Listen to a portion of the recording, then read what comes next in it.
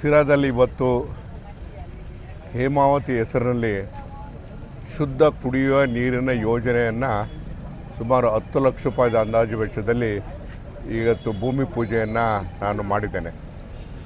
ಉದ್ದೇಶ ಏನು ಅಂತ ಹೇಳಿದ್ರೆ, ಇದು ವಿನೂತನವಾಗಿರ್ತಕ್ಕಂಥ ತಾಂತ್ರಿಕತೆಯನ್ನು ಹೊಂದಿರತಕ್ಕಂಥ ರೀತಿಯಲ್ಲಿ, ಅಂದರೆ ಹೇಮಾವತಿಯ ನೀರು ಜೊತೆಗೆ ಅದನ್ನು ಸಾಫ್ಟ್ನರ್ ಹಾಕಿ ಅದನ್ನು ತಿಳಿ ಮಾಡಿ ಅದನ್ನು ತಿರುಗಿ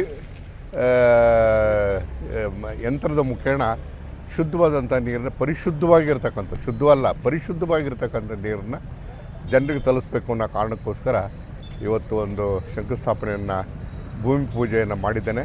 ಬಹುಶಃ ಇನ್ನೊಂದು ತಿಂಗಳ 1ನೇ ತಾರೀಕು ಹೊಸ ವರ್ಷಕ್ಕೆ 1 ತಿಂಗಳಲ್ಲಿ ಅದು ಜಾರಿ ಬರ್ತದೆ.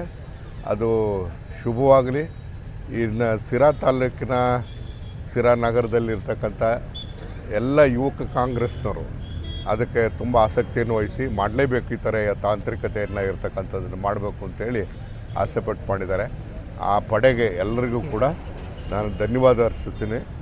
ಯಾವತ್ತೂ ಕೂಡ ಹೊಸತನವನ್ನು ನಾವು ಕಲಿಬೇಕು, ಹೊಸತನವನ್ನು ನಾವು ಜನರಿಗೆ ಪರಿಚಯ ಮಾಡ್ತಕ್ಕಂಥ ಕೆಲಸವನ್ನು ಮಾಡಬೇಕು. ಆ ಪ್ರಯತ್ನದಲ್ಲಿ ನಿಮಗೆ ಯಶಸ್ಸು ಸಿಗಲಿ ಅಂತೇಳಿ ಹಾರೈಸ್ತೇನೆ.